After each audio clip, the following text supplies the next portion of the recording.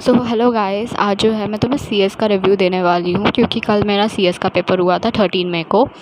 और इंग्लिश का मैं तुम्हें ऑलरेडी रिव्यू दे चुकी हूँ, तो अगर तुम्हें इंग्लिश का रिव्यू देखना हो तो तुम वहाँ से देख सकते हो। अब बात करते हैं सीएस की कि सीएस के एग्ज़ाम में जो भी मैंने एक्सपीरियंस किया, जो भी वहाँ का पेपर आया, उस सब चीज़ों के बारे में मैं तुम्हें बताऊँगी ताकि तुम्हें बेनिफिट हो सके। तो सबसे पहली बात तो कि जो सीएस का पेपर था उसमें 3 सेक्शंस होते हैं, तुम्हें पता ही होगा। पहला सेक्शन कॉमन होता है, दूसरा सेक्शन कंप्यूटर साइंस के लिए होता है और तीसरा सेक्शन जो है वो इन्फॉर्मेटिव प्रैक्टिसेस के लिए होता है। यहाँ पे मैं तुम्हें कंप्यूटर साइंस का बताऊँगी। तो जो पहले जो दोनों सेक्शंस थे हमारे, जो कॉमन सेक्शन और कंप्यूटर साइंस वाला, इसमें बहुत ज़्यादा थ्योरी आई थी, बहुत ज़्यादा। मतलब मैं ये नहीं कह रही हूँ कि वो कोड वाले क्वेश्चन नहीं आए थे, वो भी आए थे, लेकिन थ्योरी वाले भी क्वेश्चंस थे। और जो थ्योरी के क्वेश्चंस थे ना, एक तो वो नेटवर्किंग से आए थे और एक और सवाल आया था जो सोसाइटी लॉज एंड एथिक्स हमारी 11th से आता है कि उसमें पूछा हुआ था कि क्या जो है थ्रेट करता है हमारी सिक्योरिटी के ऊपर। तो उसमें ऑप्शन थे, एंटीवायरस था और भी ऑप्शन, फ़िशिंग भी था। नहीं, फ़िशिंग नहीं, कोई और भी ऑप्शंस थे, लेकिन उसका सही आंसर रैंसम वो था। उसका सही आंसर था ईव्सड्रॉपिंग, बट मैंने गलती से बाद में अपना आंसर चेंज करके एंटीवायरस कर दिया पागलों की तरह। बट चलो कोई बात नहीं, अगर हमारे पेपर में आए तो आंसर ईव्सड्रॉपिंग था। एनीवेज़, और थ्योरी बहुत सारी आई हुई है। इनफैक्ट थ्योरी उन ऐसे सब्जेक्ट या ऐसे चैप्टर से आई हुई है जो तुमने कभी पढ़े ही नहीं होंगे सीबीएसई के अंदर। तो वो जानबूझ के ऐसे करते हैं ताकि कंपटीशन बढ़ जाए, बच्चे को आए ना। तो मैं बस पहले बता देती हूँ कि तुम्हें थ्योरी आएगी, और हो सकता है कि थ्योरी ऐसी आए जो तुम्हें आती ना हो, तुम्हें लगेगा तुमने नहीं पढ़ा, बट वो है ही नहीं, वो सिलेबस में है ही नहीं, तुम्हारे सीबीएसई के सिलेबस में होता ही नहीं है वो। भगवान जाने वो कहाँ से आ गए क्वेश्चन। बाकी तुम्हारे कोड रिलेटेड सवाल हैं ज़्यादा। एसक्यूएल से बहुत सारे सवाल आएंगे, ये मैं पहले ही बता देती हूँ। तो एसक्यूएल बहुत अच्छी तरह से पढ़ के जाना। और वो वाले मैं तुम्हें बता देती हूँ, कुछ मैं टॉपिक्स तुमको यहाँ पे साइड में लिख के दे दूँगी। वो तुम चैट जीपीटी को प्रॉम्प्ट दे देना और वहाँ से पढ़ लेना उन्हें अच्छी तरह से। उसमें से कुछ मैं अभी बता देती हूँ। बाइनरी सर्च है, और क्या कहते हैं, बबल सॉर्ट है। अच्छा, सॉर्टिंग में तुम्हें सारे तीनों तरीके आने चाहिए, bubble sort, insertion sort, selection sort. मैं तो सिर्फ बबल सॉर्ट पढ़ के गई थी, बाकी भी आ गए थे।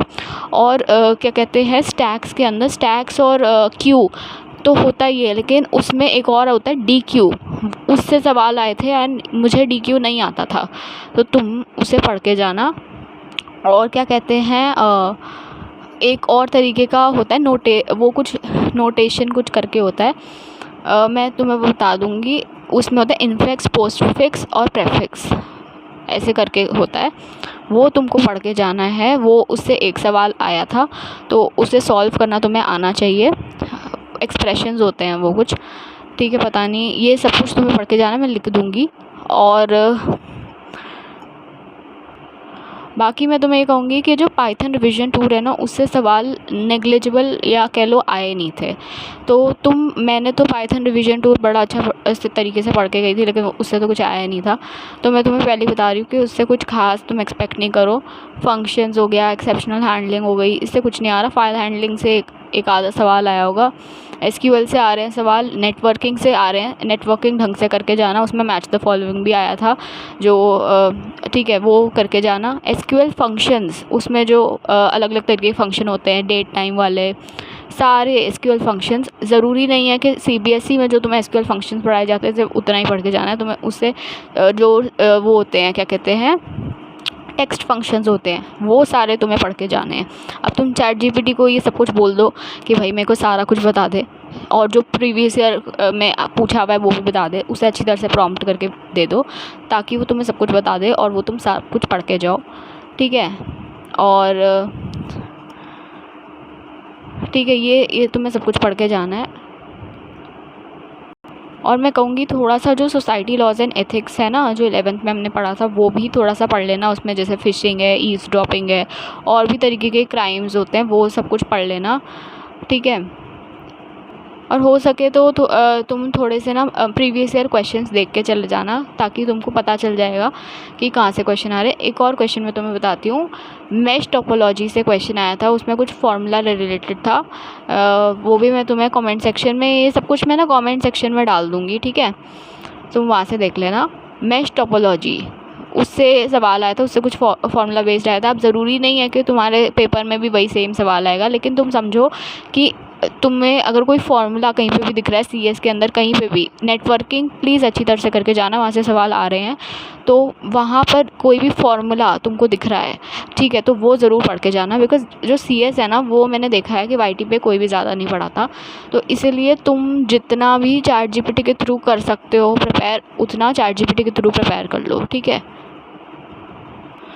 आखिरी में मैं तुम्हें बस यही कहना चाहती हूँ कि तुमको किसी भी तरीके की हेल्प चाहिए हो तो तुम मुझे कमेंट सेक्शन में पूछ सकते हो, मैं तुम्हें सब कुछ बता दूँगी, कहीं से भी तुम्हें डाउट आ रहा है, ठीक है। और अभी जैसे मेरा आगे जो है केमिस्ट्री का, मैथ्स का और जीएटी का पेपर होगा, तो तुमको कोई भी, मतलब मैं तुम्हें तब भी बताऊँगी कि मेरा पेपर कैसा गया, या उसमें जो अभी सजेशन वाली वीडियोज़ बना रही हूँ मैं, नेक्स्ट में भी बनाऊँगी। तो तुमको कोई भी डाउट हो किसी तरह से भी, तुम्हें प्रिपरेशन में मुझसे कुछ भी पूछना है तो तुम पूछ सकते हो मुझसे कमेंट सेक्शन के अंदर, मैं तुम सबको रिप्लाई दूँगी, ठीक है।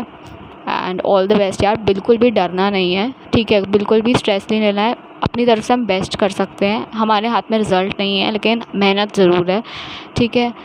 तो तुमको मेहनत करते रहना और स्ट्रेस नहीं लेना है। और बस यही कहूँगी, एग्ज़ाम के दौरान प्लीज़ टाइम मैनेज करते चलना। पिछली वीडियो में मैं बस यही कह रही थी कि टाइम मैनेज करना, बिकॉज़ टाइम कब निकल जाएगा तुम्हें पता नहीं चलेगा। वो 60 मिनट्स ना हमें लगते हैं कि बहुत लंबे हैं, लेकिन नहीं है वो लंबे, वो बहुत तेज़ी से, स्टार्टिंग में वो धीरे धीरे चलते हैं, लेकिन जैसे जैसे वो 30 मिनट्स आता है, 20 मिनट्स आता है, वी स्टार्ट सीइंग यार अब तो टाइम ख़त्म हो रहा है, और टाइम ख़त्म हो जाता है, ठीक है। तो प्लीज़ मेक श्योर कि मैं एक बार फिर से तुम्हें बता देती हूँ, पिछली वीडियो में मैंने ये चीज़ बताई थी तुम्हें कि सबसे पहली चीज़ तुमको सारे जितने भी क्वेश्चंस हैं, वो जैसे तो पहला क्वेश्चन है, दूसरा क्वेश्चन है, तुम्हें वो क्वेश्चन पहले करने हैं जो तुम्हें एकदम श्योर है।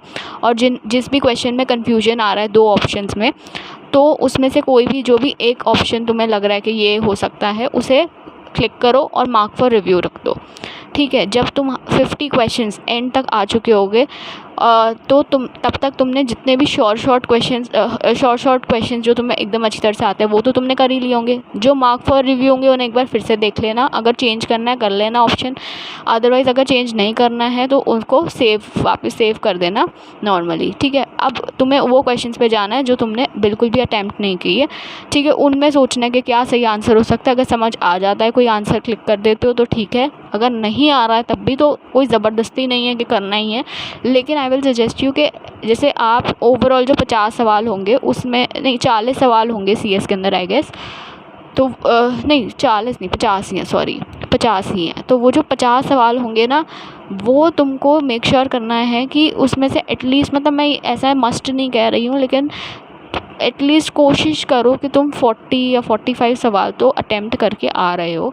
क्योंकि अगर बिल्कुल ही तुम ये सोच लोगे कि भाई मेरा तो गलत ही होगा, तो तुम्हें मार्क्स कैसे मिलेंगे, तुम स्कोर अच्छा कैसे करोगे, ठीक है। बाकी ऑल द बेस्ट, सबका अच्छा पेपर जाएगा, ठीक है। कोई भी डाउट हो पूछ लेना कमेंट।